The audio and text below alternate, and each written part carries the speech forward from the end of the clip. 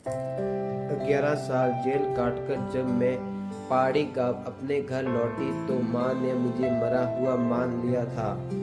लेकिन गुफा में मिला एक डिब्बा मेरे भाई की असली साजिश खोल गया।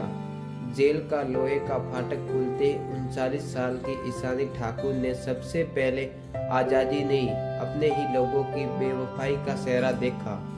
11 साल तक वो एक ऐसे जुर्म की सजा काटती रही थी जो उसने किया ही नहीं था, और उन 11 सालों में उसने सिर्फ एक सपना जिंदा रखा था। एक दिन वो अपने पहाड़ी गांव देवगढ़ लौटेगी, अपनी माँ से लिपटकर रोएगी, अपने छोटे भाई निखिल की आंखों में पछतावा देखेगी और अपने पिता की पुरानी चौखट पर माथा रखकर फिर से जीना सीख लेगी। लेकिन गांव की पहली गली में कदम रखते ही उसे समझ आ गया कि कुछ सपने मरते नहीं, मार दिए जाते हैं। देवगढ़ वैसा ही था, फिर भी बिल्कुल वैसा नहीं था। मंदिर के सामने वही पीपल का पेड़ था, वही चाय की टपरी, वही टूटी पगडंडी जो खेतों की तरफ जाती थी, पर लोगों की निगाहें बदल चुकी थी। औरतें उसे देखते ही धीमे बोलने लगती, बूढ़े आंखें फेर लेते, बच्चे उसकी ओर इशारा करते तो माएँ उनके हाथ खींच लेती। उनके लिए वो ईशानी नहीं थी, वो जेल काट कर लौटी औरत थी। वह दाग थी, वह डर थी, वह नाम थी जिसे लोग मुंह से नहीं फुसफुसाहट बोलते थे। जब वह अपने पुराने घर के सामने पहुंची तो उसके कदम वही जम गए। मिट्टी के आंगन की जगह अब पक्का फर्श था, टूटी बांस की बाड़ की जगह चमकदार लोहे का गेट था, दरवाजों पर ताजा रंग था, अंदर से बच्चों की हंसी आ रही थी। ईशानी ने कांपते हाथों से दरवाजा खटखटाया। कुछ पल बाद एक अनजान आदमी बाहर आया। उसके हाथ में पानी का लोटा था और चेहरे पर एक ऐसा भाव जैसे वह सामने खड़े इंसान को नहीं, मुसीबत को तोल रहा हो। किससे मिलना है? ईशानी की आवाज गले में अटक गई। यह घर ठाकुर परिवार का था। यहाँ मेरी माँ रहती थी, शकुंतला ठाकुर। आदमी ने उसे ऊपर से नीचे तक देखा, फिर सूखे स्वर में कहा, आप बहुत देर से आई हैं। हमने ये घर 8 साल पहले खरीदा था, कागज पूरे हैं। बेचने वाली का नाम शकुंतला ठाकुर। ईशानी की सांस जैसे भीतर ही टूट गई। 8 साल पहले मतलब जब वह जेल में थी, तब उसकी माँ ने यह घर बेच दिया, बिना उसे खबर दिए, बिना उसका इंतजार किए, बिना उसके लिए कुछ छोड़े। उसने जल्दी ही थैले से पुरानी फोटो निकाली। फोटो में उसके दादा जगदीश ठाकुर उसी आंगन में खड़े थे। पीछे वही दीवार, वही नीम का पेड़। वह पेड़ मेरे दादा ने लगाया था जब मैं 9 साल की थी। आदमी ने फोटो देखी। एक पल के लिए उसके चेहरे पर नरमी आई, पर दरवाजा फिर भी बंद ही रहा। मुझे अफसोस है, बस इतना अफसोस, जैसे 11 साल की जिंदगी, बचपन की यादें और किसी बेटी का घर एक ही शब्द में समा सकते हो। ईशानी वहां से मुड़ गई। उसे लगा अगर वह एक पल और खड़ी रही तो वही टूट जाएगी। वह पुराने राशन की दुकान तक गई जहां कभी उसका भाई निखिल काम करता था। अब वहां एक लड़की मोबाइल पर गाने चला रही थी और बिस्किट के पैकेट सजा रही थी। ईशानी ने हिम्मत करके पूछा, निखिल ठाकुर कहाँ रहता है? पता है? लड़की ने उसे गौर से देखा, फिर होठ टेढ़े कर दिए। उस परिवार का कोई यहाँ नहीं रहता। सब लोग घाटी के उस पार नए मकानों में चले गए, बड़े लोग बन गए हैं। नए मकान? सबके लिए नए मकान। उसके बिना उस रात ईशानी के पास सोने की जगह नहीं थी। मंदिर के पीछे की पत्थर वाली दीवार के पास उसने अपना थैला सीने से चिपकाया और बैठी रही। पहाड़ की रात हड्डियों में उतरती है और अपमान उससे भी ज्यादा ठंडा होता है। सुबह जब उसकी आंख खुली तो सामने एक दुबला भूरा आवारा कुत्ता बैठा था।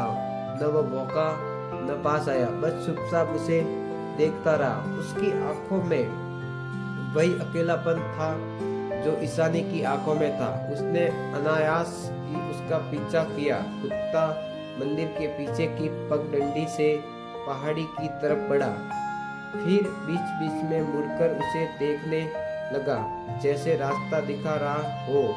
चलते चलते ईशानी को बचपन की एक बात याद आई। दादा कहा करते थे कि ऊपर काली पहाड़ी में एक गुफा है जहाँ लोग नहीं जाते। कहते थे रात में वहाँ आवाजें आती है और पहाड़ अपने राज किसी को मुफ्त में नहीं देता। बचपन में वह इन बातों पर हंसती थी। जेल ने उसकी हंसी बहुत पहले छीन ली थी। अब डर भी उसे नया नहीं लगता था। गुफा सचमुच वही थी, काले पत्थरों और कांटेदार झाड़ियों के बीच, जैसे पहाड़ का फटा हुआ जख्म। अंदर सीलिंग थी, ठंडी मिट्टी थी और बारिश से बसा एक कोना। ईशानी ने अपना थैला नीचे रखा। पहली बार उसे लगा कि दुनिया से गायब होने के लिए एक जगह मिल गई। वह सूखी टहनियां और पत्थर बिटोरने लगी ताकि थोड़ी आग जला सके। तभी एक भारी चट्टान खिसकाते ही उसे अजीब सी आवाज सुनाई दी, ठोस पत्थर जैसी नहीं, अंदर से खोखली। उसने झुककर फिर हाथ मारा, वही आवाज। अब उसका दिल तेजी से धड़क रहा था। वह घुटनों के बल बैठी और मिट्टी हटाने लगी। नाखूनों में कीचड़ भर गई, उंगलियों की चमड़ी छील गई, पर वह रुकी नहीं। कुछ देर बाद उसकी उंगलियां लकड़ी से टकराई। उसने और मिट्टी हटाई। एक छोटी पुरानी संदूक कसी बाहर आई, सड़ी हुई कपड़े की परत में लिपटी हुई। जंग लगे कुंडे के ऊपर दो अक्षर उकरे थे, ज और ठ, जगदीश ठाकुर, उसके दादा के नाम के अक्षर। ईशानी की उंगलियां कांपने लगी। 11 साल तक सबसे उसने मुंह मोड़ लिया था, पर शायद अतीत नहीं। उसने कुंडे को उठाने के लिए हाथ बढ़ाया ही था कि गुफा के बाहर पत्थरों पर कदमों की आवाज गूंजी, धीरे, ठहर कर, जैसे आने वाला ठीक ठीक जानता हो कि वो कहाँ छुपी है। ईशानी का खून जम गया। उसी पल उसे पहली बार लगा कि उसे बुलाया नहीं गया था, उसे जानबूझकर मिटाया गया था। ईशानी ने कांपते हाथों से संदूक कसी को कुंडा खोला। अंदर एक पुरानी डायरी, कुछ जमीन के कागज और लाल कपड़े में लिपटा एक छोटा सा डिब्बा रखा था। उसने जैसे ही डिब्बा खोला, उसकी सांस रुक गई। अंदर एक पुरानी चांदी की पायल थी, वही पायल जो उसकी माँ ने उसे 16वें जन्मदिन पर पहनाई थी और उसके चोरी होने का इल्जाम उसी पर लगाकर उसे जेल भेजा गया था। लेकिन पायल के नीचे जो कागज था, उसने उसकी पूरी दुनिया हिला दी। वह उसके दादा जगदीश ठाकुर की लिखावट थी। ईशानी बेगुनाह है, असली गुनहगार निखिल है। उसने लालच में अपने पिता की मौत और बहन की बर्बादी की साजिश रची थी। ईशानी की आंखों से आंसू बह निकले। 11 साल पूरे 11 साल उसने उस गुनाह की सजा काटी जो उसके अपने भाई ने उसके सिर मुंड दिया था। तभी गुफा के बाहर कदमों की आवाज और करीब आ गई। एक भारी आवाज गूंजी, डिब्बा खोल ही लिया तुमने दीदी। ईशानी ने पलट कर देखा। गुफा के मुहाने पर निखिल खड़ा था। उसकी आंखों में पछतावा नहीं, डर था और हाथ में चमक रहा था एक लोहे का राड। उस पर ईशानी समझ गई, उसे जेल से रिहा तो किया गया था, लेकिन असली कैद अब शुरू हुई थी। उसे भाई को वो 11 साल तक अपना सहारा समझती रही, वही उसकी जिंदगी का सबसे बड़ा कातिल निकला। अगर आपको लगता है कि अपने ही सबसे बड़ा धोखा दे सकते हैं तो अभी वीडियो को लाइक करें, चैनल को सब्सक्राइब करें, क्योंकि आगे जो सच सामने आएगा वो आपकी रूह तक हिला देगा।